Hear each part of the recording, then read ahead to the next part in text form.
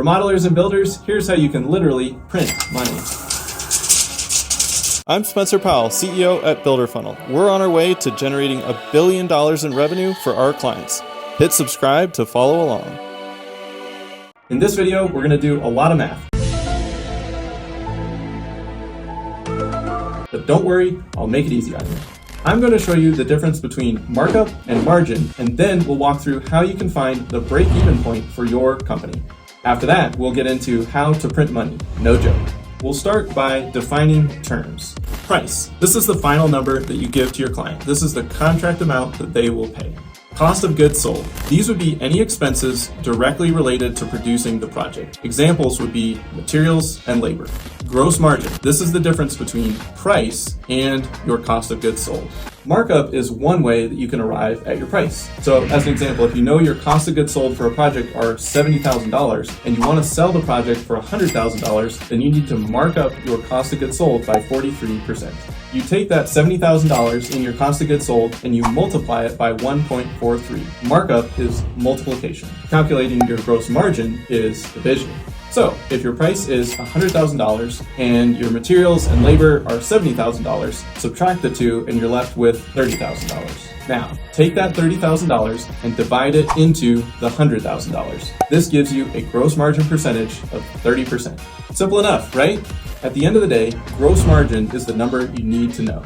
The gross margin from all of your projects is what is going to contribute towards your overhead and company operating expenses. For example, let's say your overhead is $30,000 per month. If you have one project that sells for $100,000 and you have a 30% gross margin, that means you're left with $30,000. That's enough to cover your overhead. If you do two projects at $100,000 and 30% gross margin, the second project becomes net profit. $100,000 times 0.3 is $30,000. Then you add that to another $100,000 times 0.3, which is $30,000. Now you've got $60,000. Your overhead was $30,000. Subtract the two, and you're left with $30,000 in net profit. Ideally, remodelers are aiming for 30 to 45% gross margin for your projects. If you can push it higher, the more power to you. Contractors, let's get closer to 50%. And for builders, you're typically in the 20 to 25% range. Now let's get to the money printing part. First, you need to calculate your break-even for the company.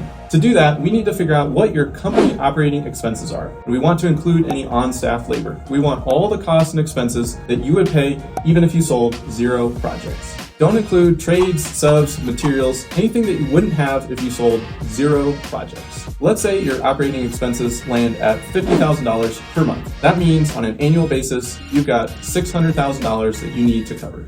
This means if you want to break even and your average gross margin is 30% across all your projects, then you need to sell $2 million. $2 million times your gross margin of 30% leaves you with $600,000. That's what you're left with after subtracting trades, subs, materials that are related to those projects. Anything above $2 million is where you start to print money at the rate of your gross margin. If you can do $2.2 million without adding any operating expenses, that additional $200,000 in sales times your gross margin of 30% leaves you with $60,000 in net profit. So this is a break-even scenario. You have $2 million in revenue, your cost of goods are 1.4, and you're left with your gross margin, which is 30% at $600,000.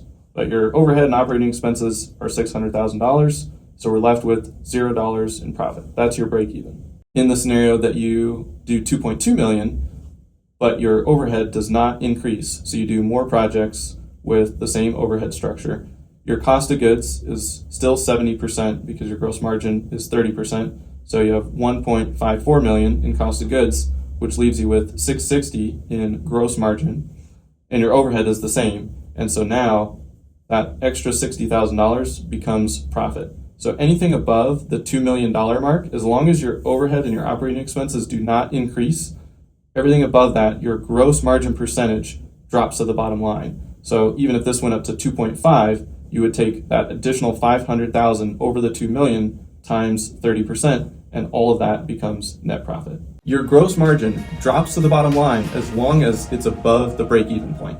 $2.5 million in sales, that's $150,000 in net profit. $2.75 million in sales, that's $225,000 in net profit. You start printing money above the break-even line.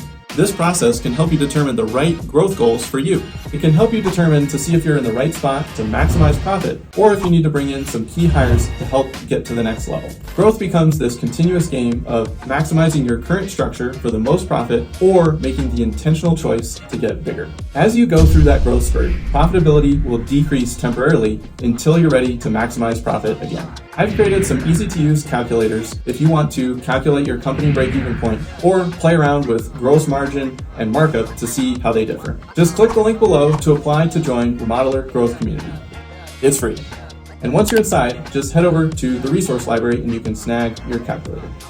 It's also free. I'd love to know, what's your gross margin percentage? Drop a comment below, and we'll see you next time here on Builder Funnel TV.